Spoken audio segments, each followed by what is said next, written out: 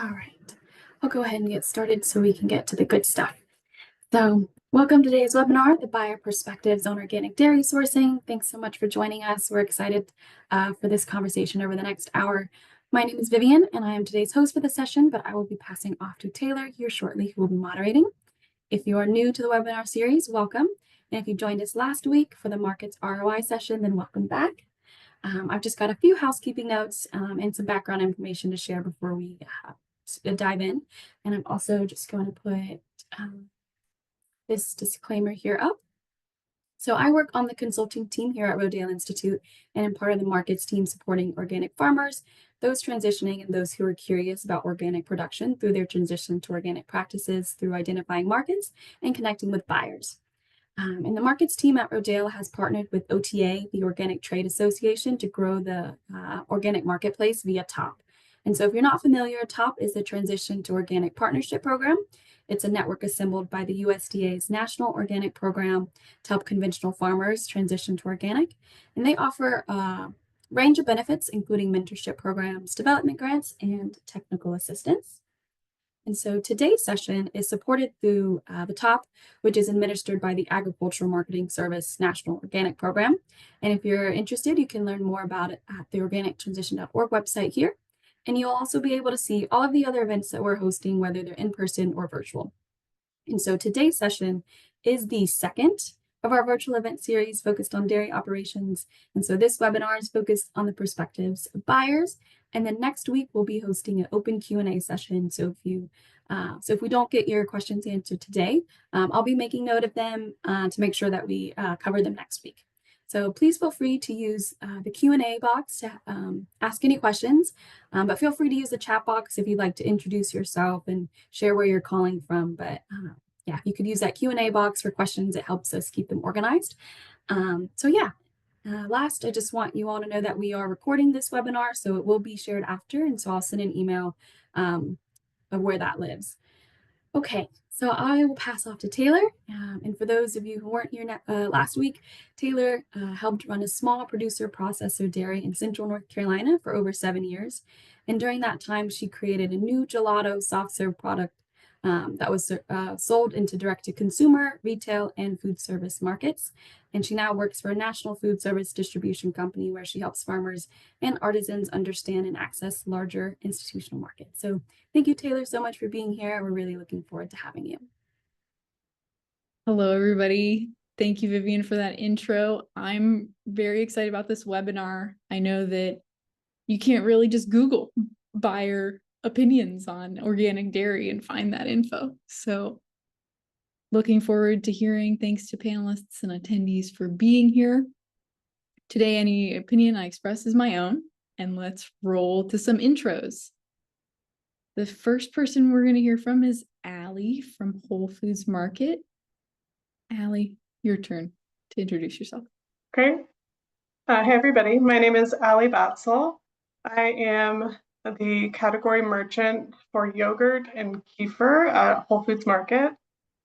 So merchant is just another title for buyer. So essentially, I'm responsible for working with our suppliers. And when we say supplier, that's typically the brand that you see on the shelf. So Stonyfield, which we have Jason here today, is one of the suppliers that I work with. I'm responsible for managing that business for Whole Foods for all of yogurt and kefir. I've been at Whole Foods for 8 years. 6 of those years I've been a merchant. The first 5-ish of those years I was on the dry grocery side of the business, so relatively new to dairy, but been on the yogurt desk for a little over a year now. Before coming to Whole Foods, I studied environmental science at Stanford, and then decided to combine that background with my passion for food and nutrition by working at Whole Foods. So I'm really excited to have this discussion today. Really excited to engage with the other panelists and also hear what questions you guys have. I think one piece of information too is I don't typically work directly with farmers, but I am going to be speaking a little bit more broadly as to what we see at Whole Foods in terms of demand for organic, how we work with our suppliers, and some of the dynamics there. So nice to meet you all. And now let's hear from Miranda about her work with Organic Valley. Good afternoon, everyone. Thank you for having me on this panel. It's a pleasure to be here. If you want to move on to the next slide, we'll just get into a little bit about Organic Valley and who we are. So Organic Valley, we are the largest organic dairy cooperative in the nation. And as you see here, Organic Valley Crop Cooperative. So Organic Valley is our brand. Crop Cooperative is actually the name of our cooperative. CROP stands for Cooperative Regions of Organic Producer Pools. And although we're most well known for dairy, we do have producer pools in other product categories as well. So we have a egg producer pool, a produce producer pool, a meat producer pool, and then a grower producer pool. And that is a pool that provides grains and forages to our dairy members along with others in the industry.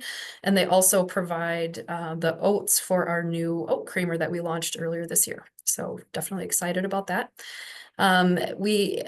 Between all those pools, we have about 1,600 1,600 farms across 30 states in the nation.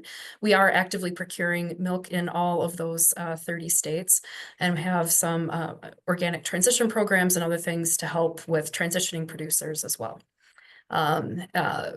Just a little bit about our farm profiles. So about 84% of our dairy farms have fewer than 100 cows. We are known for supporting and nourishing small family farms across the industry, but we do work with farms of all sizes and scales, of course. And then all of our farms producing about 1.5 billion pounds of high quality organic food. So again, that's across all of our producer pools.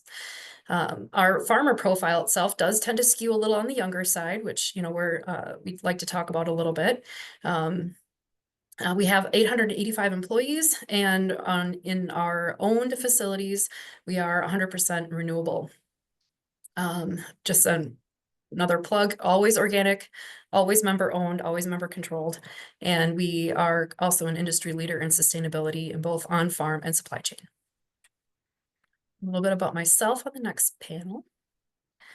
Okay, I'm Miranda Leis. I am the Vice President of the Dairy Pool here for Organic Valley. So I mentioned before our producer pools, and I oversee all milk procurement and inbound milk supply for our dairy pool. I've been with Organic Valley for 19 years. I have served in several business areas during that time. I started in IT, actually, in process analysis and project management, and then moved on to our farm side of the business, having leadership in our dairy, produce, and grower and meat pools at various times.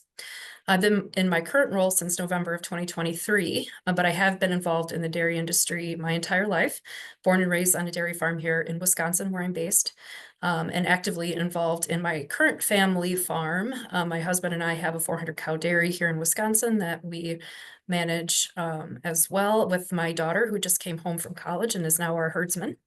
And then recently purchased my parents' farm as well. So we've really kind of keeping it all in the family, 5th generation on that farm. In addition to my work in agriculture and for Organic Valley, I also serve on the Department of Agriculture board for the state of Wisconsin. So pleasure to be here and excited to engage in the conversation.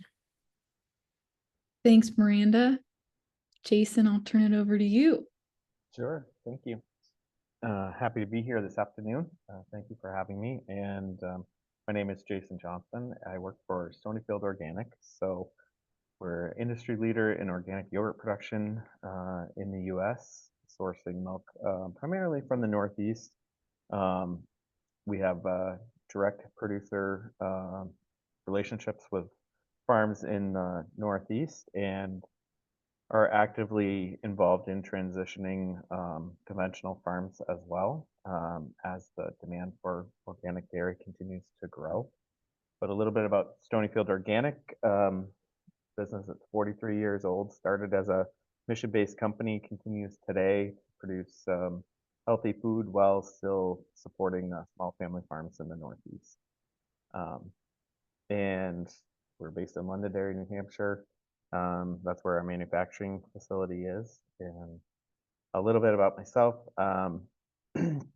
I serve as the Associate Director of the Organic Farm Program. So primarily responsible for milk procurement on the Stonyfield brand, and also working with farmers with a team of people based on transitions and technical assistance for those organic producers as well.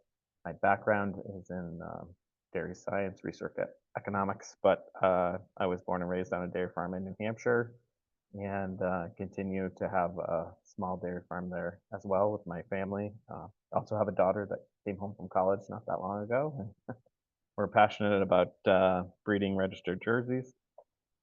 And so we keep our hand in the dairy industry that way as well on the production side of things. And then outside of my role at Stonyfield, I serve on the board of directors for the American Jersey Cattle Association and the executive team at Dairy Shrine, National Dairy Shrine.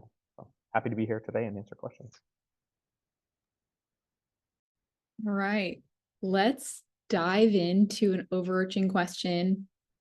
What makes for a strong, successful, and resilient buyer, supplier, or farmer relationship? Miranda, would you like to start us off? Sure. So this is something that we certainly focus on a lot at Organic Valley, and we find that strong communications really between both market and supplier really maintain that relationship. So understanding what the needs are on the farm, making sure that we're keeping a strong pulse on what's happening on each individual farm, plus our farms regionally and then nationally, so we can respond and meet the farmers where they are. Also communication from the farm to us. So if they're having if they need to make a change in their production practice, or if there's something going on in the farm that they feel we could possibly help with, we need to hear those communications back. And then just, it's the small things in dairy, it's the small things that matter. So attention to detail from both our side and the producer side really help foster those strong relationships. Attention to detail. We all need that, huh? And then Jason, would you talk a little bit about the Stonyfield perspective with that? Absolutely. Our mission as a company when it started was to support small family farms, particularly in the Northeast, in organic dairy. So that mission continues today in all the work we do with farms. I would say communication is key. We also have a very strong technical assistance program, actively helping farmers get to where they want to be. And so we love to be able to partner with them ourselves, also be able to bring them resources. We feel that having active, open conversations about where they are and where they want to be helps us bring resources to them outside of procuring milk, because their success is our success, eventually, ultimately, and being able to bring resources to them that they feel is what they need for their farm, because every farm is a little different. So. And Allie, with the suppliers you work with, are there key things to think about for those relationships? Yeah, absolutely. I think there's a common theme here. Close communication and transparency between parties is definitely important as well. So Organic Valley and Stonyfield are two of our largest suppliers in dairy. I don't work with Organic Valley directly, but I do work with Stonyfield, and I am in conversations with Jason's counterparts almost daily. I'm talking about where we're at with inventory. I'm sure they're talking to Jason and Jason's teams about how many farmers they're transitioning to organic to fulfill our needs and that kind of thing. So for us, it's really important to have that consistent communication so that we can build those win-win relationships with our suppliers and really drive the business for the suppliers and then ultimately for the farmers as well. Great. Okay. And now diving into a little bit more detail on what these relationships look like. Are there requirements for farmers, any codes of conduct for how the dairies themselves operate? And I'll ask that of just Jason and Miranda. Jason, could you start us off? Sure. Absolutely. Expectations on animal welfare, environmental sustainability that's baked into our contracts and how we operate. And so we're upfront. We have a code of conduct for our milk supply agreements, and but it's less about rules and more about how can we work together in a partnership, because I have not really met farmers that don't want to focus on animal welfare or long-term sustainability for their farm. Sometimes it's about having the resources to be able to do that. So the better we can partner with them to accomplish those goals, the better their business is, the better our business is. Yeah, and I'll follow on that. Organic Valley also has a set of producer policies that are presented up front with a new membership agreement. And they include things such as animal welfare, again, some sustainability, then just on-farm general protocols and quality on, the quality of the product itself.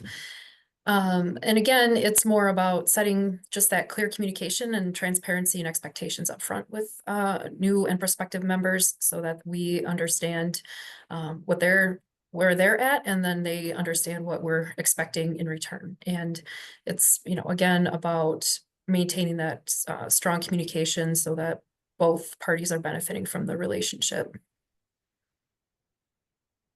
Right. And Allie, I know Whole Foods has specific quality standards. Could you speak to those? Sure. So in dairy specifically, we have standards for any suppliers that are looking to claim regenerative agriculture, grass-fed claims, or non-GMO. We require that those claims are backed up by certain certifications or third-party verifications, or an organic certification. I mean, that pretty much speaks for itself, but Whole Foods is very passionate about organic. And, in the history of Whole Foods helped develop a lot of those standards. So it's something we definitely take seriously. Animal welfare is something that we're exploring in dairy, but is not something that is a full-fledged standard at Whole Foods, though we do engage with our suppliers to understand what they are doing in animal welfare. I think, even though there's not a full-fledged quality standard that you'd see advertised in the store there, it's something that as we discuss new relationships with new suppliers, we like to understand what their standards are for their suppliers, and prioritize brands that are at the forefront of those types of efforts. Same thing with sustainability. Got it. So let's turn a little bit more towards organic itself. I know that you've all been working in the organic business for a long time. How have you seen organic dairy change? Is it in higher demand than it used to be? Tell us a little bit more. And Miranda, would you like to kick us off? Sure. Yeah, in my time, 19 years I've been with Crop, we have seen shifts in the industry, of course. One thing that always remains true, though, is organic has a consistent demand from our core customers, and is definitely a premium and something that consumers are consistently looking for. That said, demand patterns have changed over the years, and they, like anything, it does tend to cycle a little bit. And things shift from one category to another at times. However, right now, and for the past few years, we've been in a period of increasing demand for organic dairy in particular. And we're seeing that both on the bulk customer and consumer side. And we see a lot of positive momentum going forward in the marketplace as well. This growth period feels a little different, meaning that it might not be quite as cyclical. We feel this growth period has sustained demand and sustained growth. So we're excited about where the industry seems to be heading right now.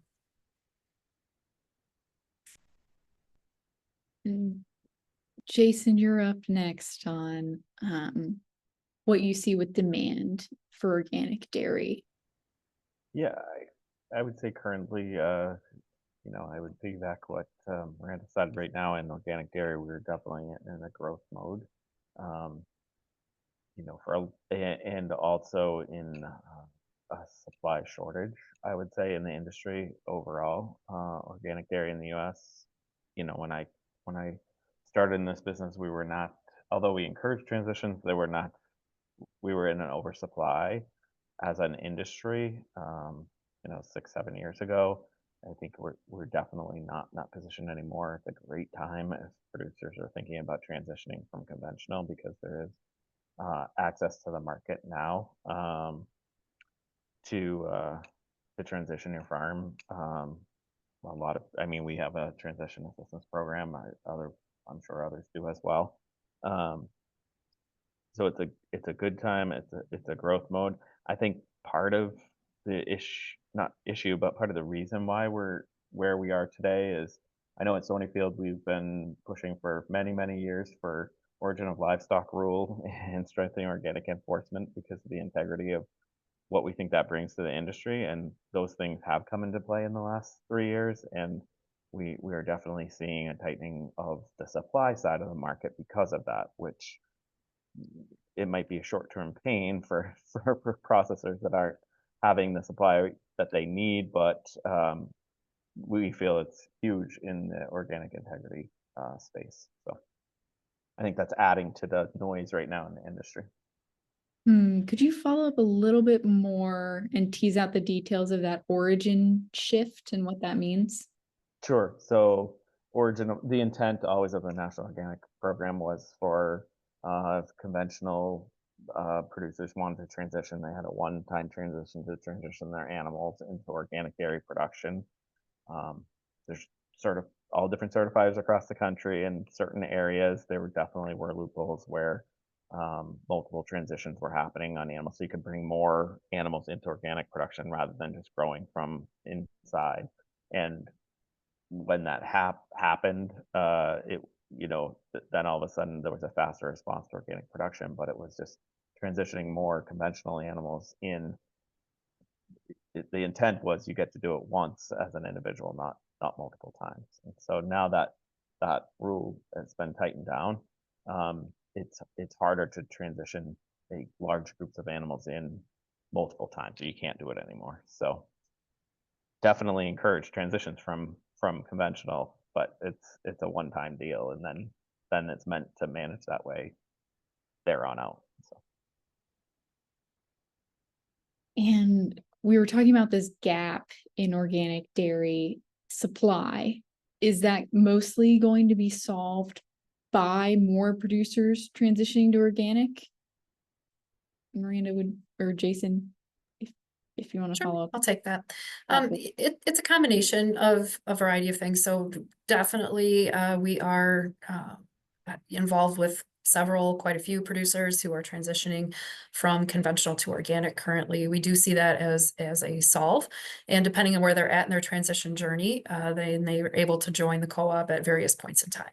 So it can take up to 3 years, of course, to do an organic transition if you have to do the land plus the cattle. Some folks have been in a situation where they have been managing their land organically, hoping that a market comes along or the opportunity opens up.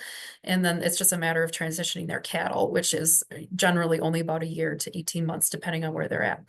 So we certainly see that as part of the solve. Also, the increased market demand and just room in the market has enabled our current producers to grow and help grow internally and meet that demand too. So that looks like holding back heifers or buying the neighbor's cows perhaps. And, we're trying to facilitate as many of those opportunities as we can as well, in addition to maintaining and growing our transition programs.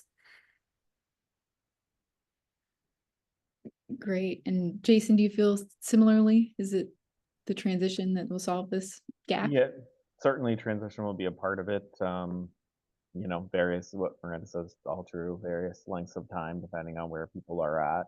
I think also producers that have been organic for a while have the opportunity now to expand, and at times when they couldn't because there wasn't much demand, now there is. So that will be part of it too. But as the life cycle of an animal and getting an animal into production, if you're not transitioning, you're growing internally, and that's not always the 9 months. That takes a couple of years to get things up and going. So.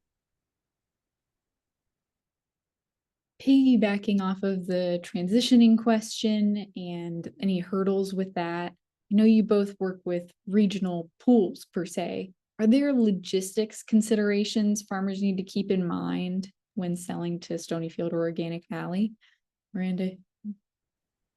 We manage a lot of that. I think when we're looking at bringing on a producer, we are cognizant of where physically that farm is located and just ensuring that it's in an area that we can route effectively and, efficiently for both us and them, right? Because long routes don't necessarily help producers and they certainly don't help milk or milk quality. So making sure that we're maintaining tight connections with our supply chain, also understanding where that milk is going as we're managing our pools across the country. We're set up regionally for a reason. It's because we do market and produce in those regions as well. So we have a lot of opportunities coast to coast to help a producer become organic and to work with us if that's where they want to head. And we manage and maintain all the logistics connections to make that happen.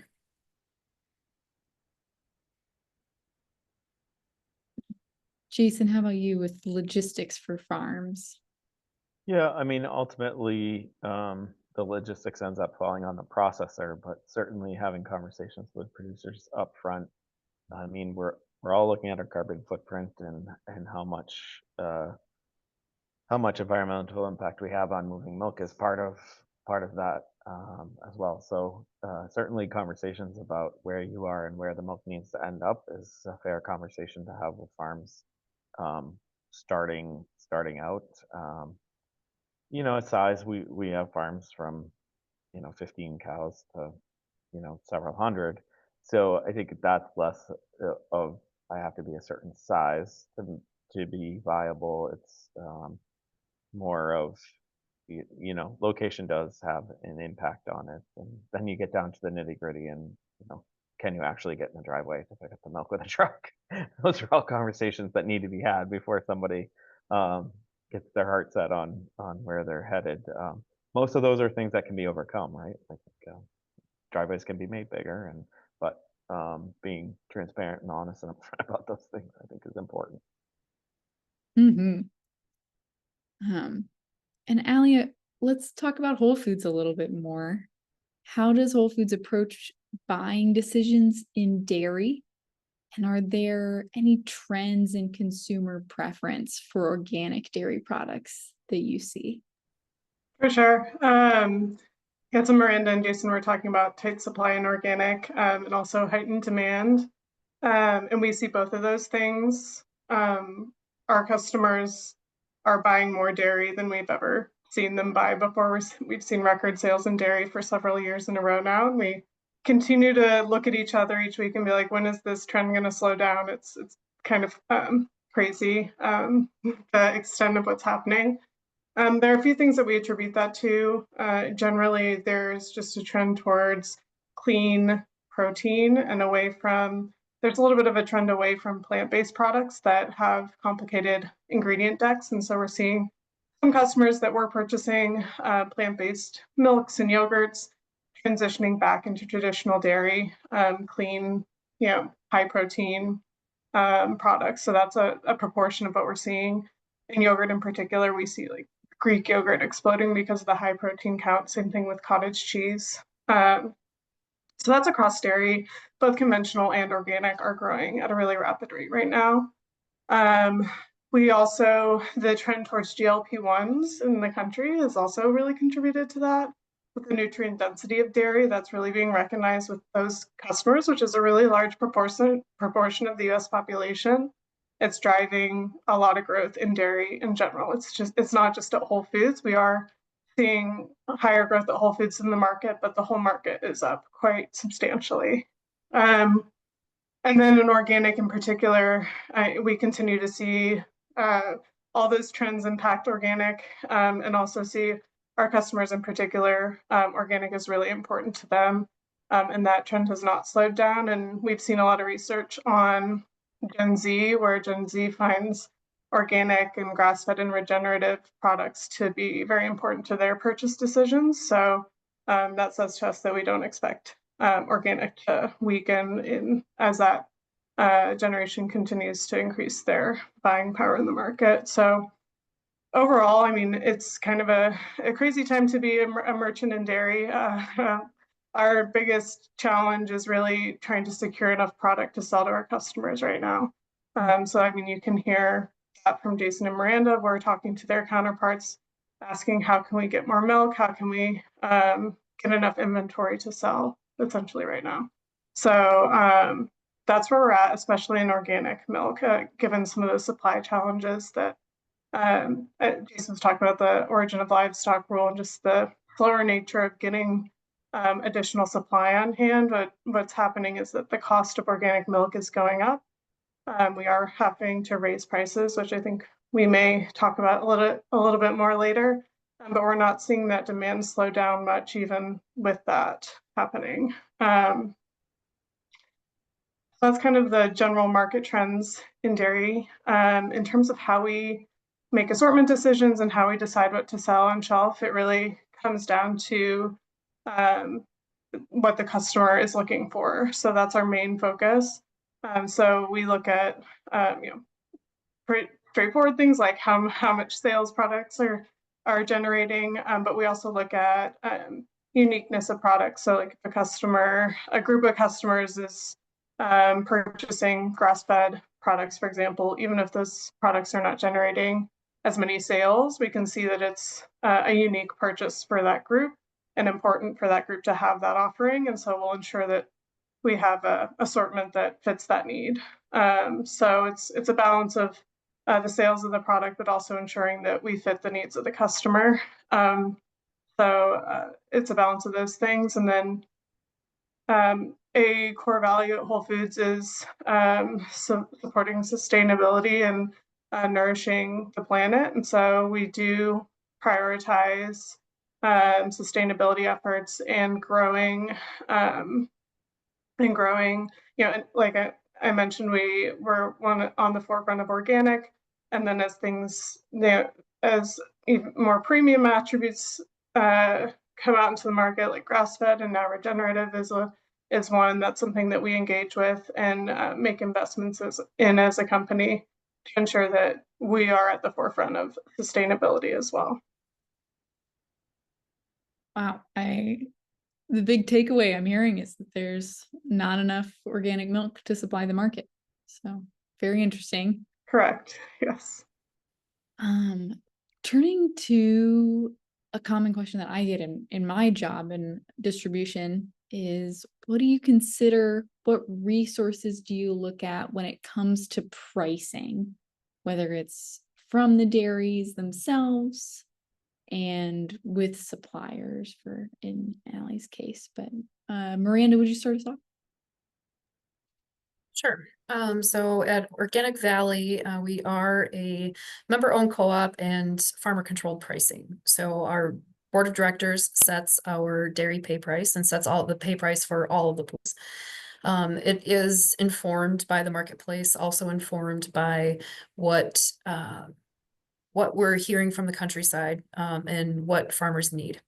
So there is an element of market that plays into it. And then also, because it is a farmer governed cooperative, there is more of a lean in on what do we really need to do for our farmer members and to keep them on their farms, to keep them sustainable, to make sure they can grow and do the things they need to do to sustain not only their operations, but their families for the next generations to come. So that's definitely an important part of how we evaluate where pricing is. Once we do those inform and evaluations, then we work with our board as part of our annual budgeting process to ensure that we can sustain the prices on the operation side of the business as well. So that's really how we go about determining farmer pay within our cooperative.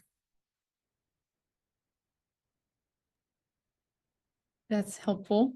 Let's ask Jason, how do you Stonyfield work with pricing? Sure. Happy to talk about it. So it's a twofold approach. We're constantly monitoring the marketplace, is there too much milk in the marketplace? Is there not enough milk in the marketplace? That definitely should and does affect the price to a supplier, in this case, a farmer. We also have open conversations all the time with producers about cost of production. We encourage them to share that information with us so we can react to what we see in the marketplace. We also have a really good field staff that's in the marketplace all the time, and so we keep our ears open, but are doing market research while we're out there visiting farmers and trying to understand what is talking to feed companies, talking to to understand where the inputs that go into making the milk are at and where they're headed.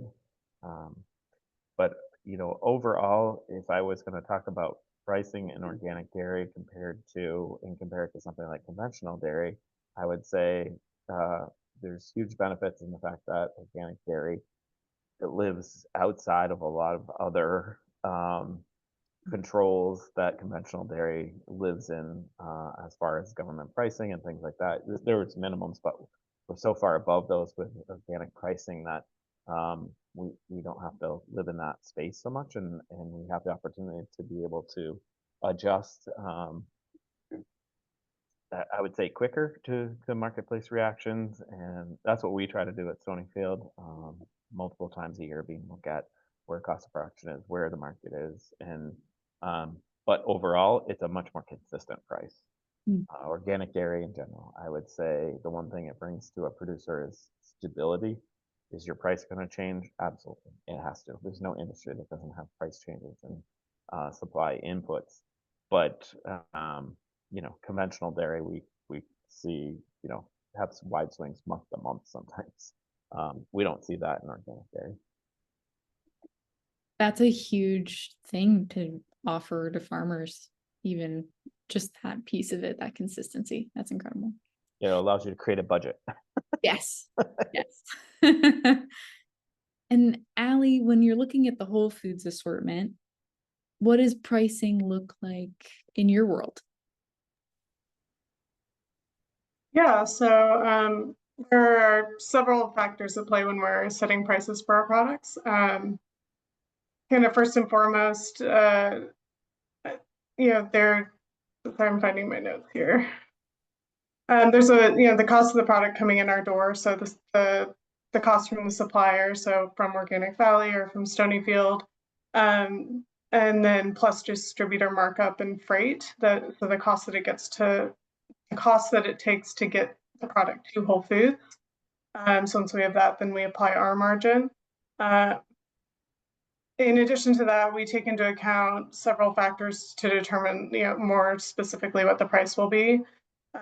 So we take into account the importance of a given item to our price sensitive and core customers. So items that are really important to those customers will be the most competitively priced. We'll look at pricing compared to our retail competitors. We'll look at price elasticity of items. So that is the sensitivity of an item to a price change. So if you change the price of an item, is that going to impact whether a customer purchases that item? That tends to vary between different types of products. And then in addition, we set up a network of rules between products to make sure that prices make sense compared to each other. So a good example of that would be ensuring that conventional products are always less expensive than organic, is less expensive than grass-fed, and ensuring that those value offerings make sense compared to each other. So it's a balance of all of those different things that determines what price we end up with on shelf. Yeah, pricing's never simple. Yeah. No. And then our next question, we've touched on it a little bit, but if you could share more details, do your organizations offer any technical assistance, stipends, support for farmers and suppliers? Jason, will you kick us off? Sure. Absolutely. Answer is yes to both. I saw in the Q&A just somebody had asked about, is there assistance outside of before we start working with your company as a supplier? So we have a transition program that includes a financial and technical assistance offering. If someone is going to commit to produce milk for us, obviously there's going to have to be a commitment if we're going to put a financial stake in the ground to help somebody transition. But yes, those happen. And outside of what we do in that space as a company, certainly from education and technical assistance program, besides what we offer ourselves, we can help lead people to a lot of really, really good resources that are out there in transitioning to organic. We're now many, many, many years into the organic space, and there's great resources out there, as well as helping pair people up with great organic dairy farmers that are out there. Organic dairy farmers are always willing to share their knowledge with people that are getting started in the industry. Miranda, what do you see with technical assistance and support? So we do offer a organic transition program for producers who commit to market product with us, right? There has to be that commitment on both sides to ensure that we're because some of those payments are going out before the producer is starting to ship, right? So there needs to be the commitment that milk's going to come, and then we enter that agreement, and it's we're making that payment. It's based on a C-weight structure. So depending on what you're shipping, then that influences the price that might be available. In addition to the organic transition program, we offer a deep network of resources as well. So we've been, our field staff are very in tune with resources within their regions, and we can connect producers very quickly and efficiently to resources on transitioning, as well as current producers who are already organic, either with us or coming with us. We offer can connect them with the resources for nutrition improvement if that's needed, especially since we're in growth mode. That's definitely a focus, is making sure that you're balancing your pasture rations with whatever resources you can to help sustain that growth through pasture season. That's something we talk about a lot. We also offer various technical bulletins and resources throughout the year from our internal resources as well. So, and then we have opportunities and go out and meet twice a year with producers on a regional basis. So we have folks both going out from their normal in-region areas, and then we send cooperative management and others out to meet with producers to not only enhance that connection, but then to help deliver additional information resources to the countryside on a regular basis. All right. And just tapping into those grower networks is so huge. Yep. Farmer networks. Allie, are there any Whole Foods programs you'd like to speak to that offer support for suppliers? I think, we don't work as much, at least in the dairy department, directly with farmers. There's less of that, although we do have a sustainability team that has various programs that they're working on, where we will partner with our suppliers, who will in turn partner with farmers on various sustainability efforts. So, and we'll provide funding and for those types of programs. And then in terms of just incubating smaller brands at Whole Foods, we do have several programs that help grow smaller producers in that way. So we have a local loan producer program where smaller suppliers who are just getting off the ground can apply for business loans to help grow their brand when they're small. And then we also have incubator programs within our teams for emerging and local brands to participate in mentoring and programs to help grow the business when brands are still starting out. So that's something that we're passionate about, is growing small brands that are at the edge of innovation and doing cool new things, or really in dairy in particular, we work with several smaller suppliers that are very local in nature. Really great opportunities from all of your organizations. Yeah. And As our final question before we pivot to Q&A questions, what are y'all excited about for the future of organic dairy? What do you see that excites you? Jason, will you start? Sure. Um, I, we're in growth mode, and it's an opportunity for conventional.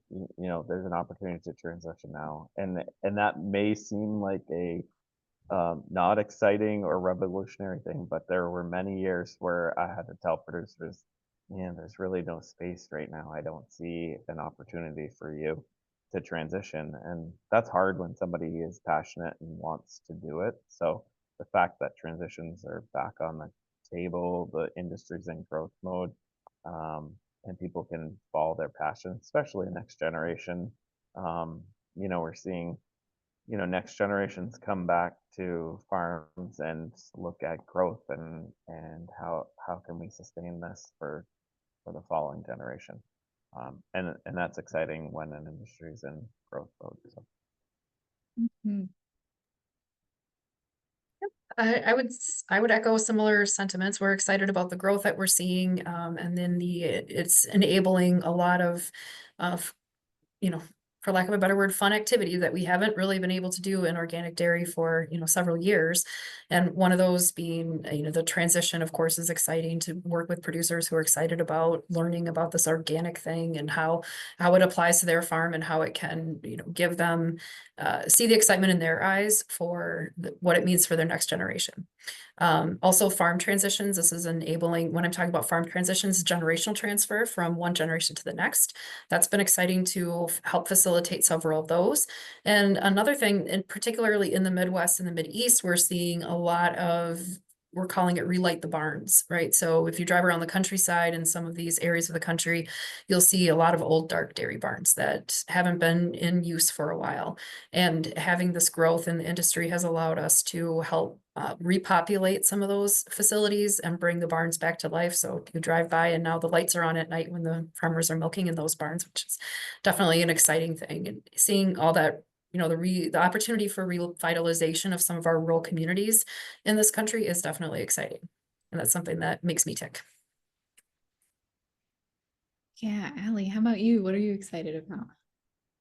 Very similar. I think it's really exciting to see the level of demand for organic and beyond organic too. Like I mentioned, regenerative claims and also grass-fed is something we see a lot of demand for. So seeing that that's something that's resonating with customers, it can be such a tricky thing to explain and educate customers on. It's very complicated topic. Understanding even, for me, I'm in the industry, understanding like what grass-fed means compared to regenerative, all these different things. It can be really difficult to explain that to a customer in a way that they're understanding what they're paying for and willing to do so. But we don't see a shortage of that happening with customers. And I think that's really exciting and has really exciting implications for some of the impact that we collectively can have as an industry in terms of our impact on the environment and the impact of the dairy industry as a whole. So yeah, I'm just really excited to see that.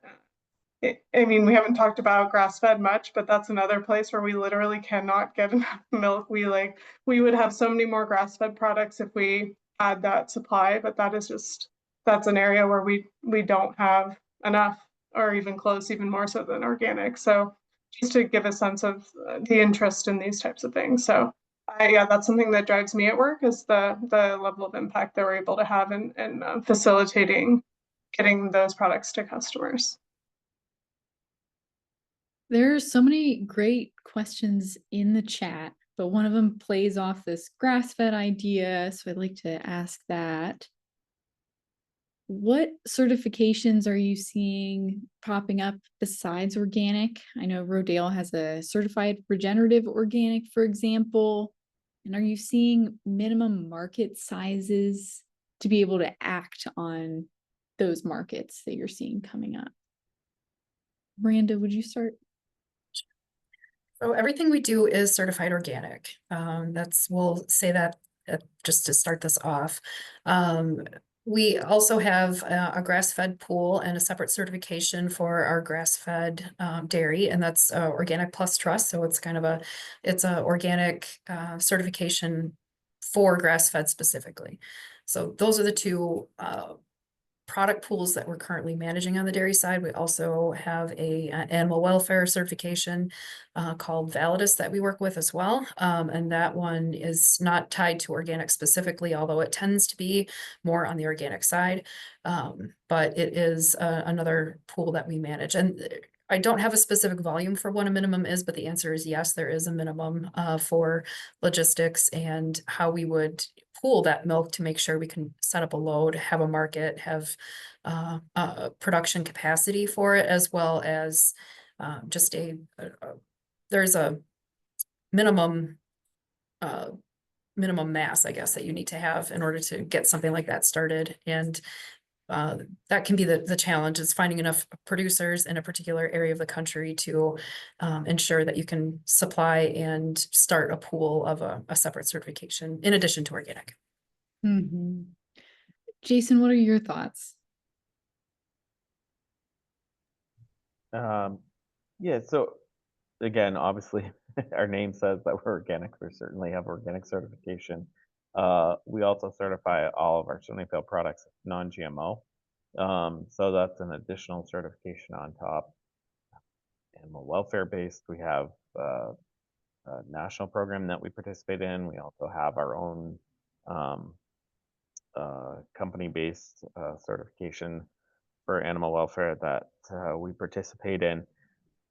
So as you get more specific and you add on certifications or claims, then the pool shrinks, and then it's like can be a logistical nightmare of where you're going to get this process, because you got to remember, not only the input, the milk coming in is certified, but then you also have to have a processing plant that's certified. So that can create more hurdles to overcome. One thing that we've done at Stonyfield to really encourage farms to look at the options that they have themselves for sustainability is if they want to do something farmer producer owned value added product of their own with some of their milk, we encourage that. We build that into our contracts so they have the ability to do that, and we have a number of producers that have started their own product lines, outside of the milk that they supply us, and that has helped them diversify, bring other family members home, and just keep other options open to making their farm viable for the long haul. Mm-hmm. And Allie, it sounds like organic, grass-fed, just can't get enough of. Are there any other certifications you see coming down the pike? I guess just a little bit more detail on the certifications that we accept for regenerative. So regenerative, our quality standard, except for any regenerative claims or logos or seals on a product, we require a third-party certification. So either regenerative organic certified, ecological outcome verified, regenified, or certified regenerative by a greener world. Otherwise, if a supplier does not have one of those, we would ask them to remove that claim from the pack. Similar with non-GMO, if a supplier is claiming non-GMO, we require organic certification or non-GMO project verified certification. With grass-fed, we do require third-party certification for grass-fed claims as well. I don't have the full list of what's approved there, but any product that is claiming has grass-fed claims goes through our quality standards team for compliance there as well. Okay, good to know what else is going on in the industry. And there's, again, so many great questions in the Q&A.